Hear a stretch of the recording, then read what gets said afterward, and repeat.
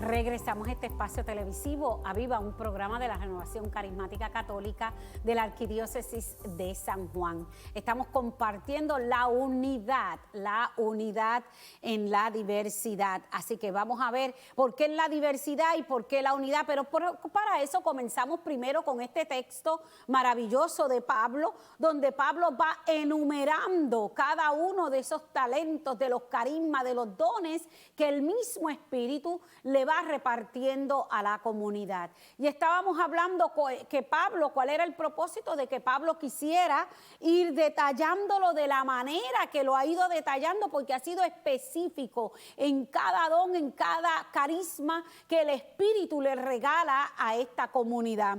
Y es que para Pablo era importante que esta comunidad entendiera que todos estos fenómenos, todas estas expresiones en el Espíritu son sin excepción al bienestar de la comunidad. Todo se da para el bienestar de una comunidad. Y nos preguntaría por qué a Pablo le interesa algo como esto. Y es que le interesa porque en la comunidad que él se encuentra, a la comunidad que él se está dirigiendo, el Señor le ha regalado muchos dones. Pero como vienen también del paganismo, ¿qué pasa? Cuando vienen del paganismo han tenido sus deidades, han tenido sus dioses y se dan cuenta que cada uno puede hablar de manera diferente o ser contrarios unos con el otro, darle diferentes notabilidades. Y cuando vienes a ver, Pablo quiere recalcar que Dios no es así. Que Dios, que es el único Dios, se comporta en esa unidad repartiendo a todos estos talentos y carismas en esa diversidad, pero lo hace un mismo espíritu. No es que viene otro espíritu y el otro y cada uno le da, como era lo que pretendía esta comunidad de los corintios, y creían que esos dones y esos talentos y todo lo que ocurría era para su propio beneficio, como si fuera para su gloria. Y Pablo quiere dejar claro, no, es que el talento que se te ha regalado, el carisma que se te ha regalado en un mismo espíritu, por el bien y el querer del espíritu, para el bien de esa comunidad. Y yo creo que hoy esto toma mucha relevancia, ¿verdad? Todos los tiempos, pero cuando miramos hoy y nos damos cuenta cuántos salimos a las calles o cuántos van arrogándose talentos y carismas como si fueran propios de ellos, para vanagloriarse, para decir mira lo que yo tengo, cuando todo nos los ha dado el Señor y nos los da con un propósito que no es el propósito para ti, sino para el bien de una comunidad. Por eso hoy también tenemos que tener tú y yo cuidado cómo cuando salimos, cómo nos comportamos, cuáles nuestras actitudes, cómo dejamos encajonar el Espíritu Santo o lo dejamos que verdaderamente fluya y Él haga lo que quiera hacer en el lugar que nos envíe con el nombre del Señor.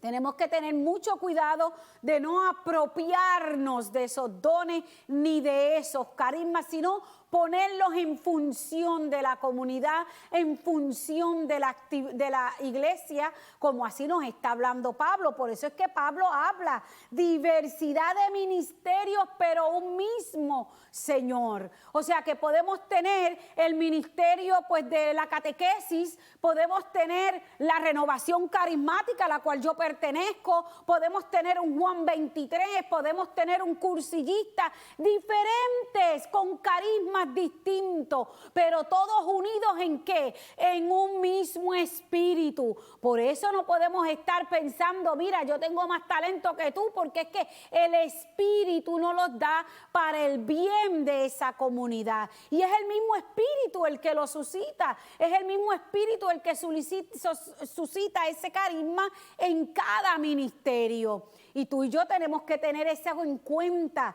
Pablo lo recalca constantemente, en un mismo espíritu. A uno se le puede conceder por medio del espíritu palabras de sabiduría, Pero si aquel otro ministerio no tiene esa palabra de sabiduría, no quiere decir que sea más o menos, sino porque el Señor tiene otro talento para ese ministerio. Así que lo importante es que tengamos claro que todo es para el bien de la comunidad en un mismo espíritu, no lo que estaba pasando con esta comunidad, por la cual Pablo quiere hacer recalcar este mismo espíritu y único espíritu. Así que se llama la gran atención de esa distribución que hace Pablo, y es que el espíritu quiere la diversidad pero ordenada y por tanto vivificante y enriquecedora. Ordenada, siempre lo he dicho, el espíritu es un espíritu ordenado y tenemos que tener mucho cuidado cuando salimos y comenzamos y queremos muchas cosas, porque de momento estamos en comunidades que no tienen ni el entendimiento de lo que está suscitando, y cada uno por aquí, otro por allá, y empieza como que todo esto en diversidad, pero no en un mismo espíritu.